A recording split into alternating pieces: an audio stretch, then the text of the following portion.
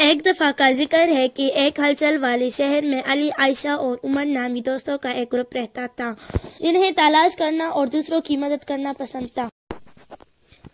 علی کو کہانی سنانے کا شوق تھا۔ عائشہ اپنی مہربانی اور ہمیشہ ضرورت مندوں کا ہاتھ بٹانے کے لیے مشہور تھی۔ عمر پہیلیاں حل کرنا پسند کرتا تھا۔ ایک دن بچے بازار کے قریب کھیل رہے تھے۔ انہوں نے بوڑھے آدمی ابراہیم کے بارے میں سنا۔ وہ اپنے ساتھ اپنے ملک کی دلکش چیزوں سے بھرا ہوا خزانہ لے کر آیا تھا۔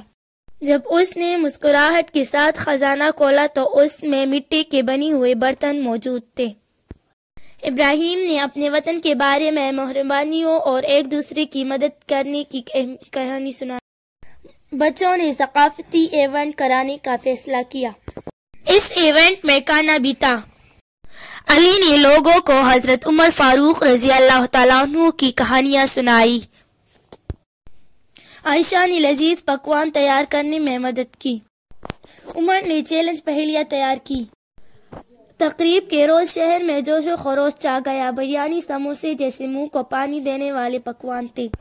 علی کی کہانیوں نے لوگوں کو متاثر کیا۔ عائشہ نے اس بات کا خیال رکھا کہ کوئی بھوکا نہ رہے۔ عمر کے پہیلیوں نے سب کو یکساں طور پر چیلنج کیا۔ انہوں نے لوگوں کو محسوس کیا کہ مختلف ثقافتوں کے باوجود دوستی اور اشتراک کی ایک جیسی اقتدار کو کوئی مہربانی پسند کرتا ہے۔ ابراہیم نے بچوں کی مہمان نوازی سے متاثر ہو کر ان کا شکریہ ادا کیا۔ اس نے انہیں ایک خاص چراغ علم اور دوستی کے تحفے میں دیتے ہوئے کہا، دوستی کی یہ علامت ہے۔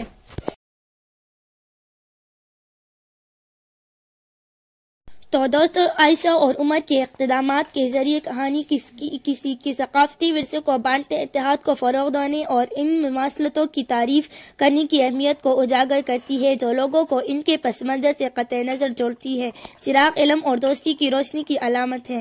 اس مثبت اثرات پر زور دیتا ہے جو ایک دوسرے سے سیکھنے اور ایک مضبوط اور زیادہ جامع معاشرے کی تعمیر پر سکتا ہے۔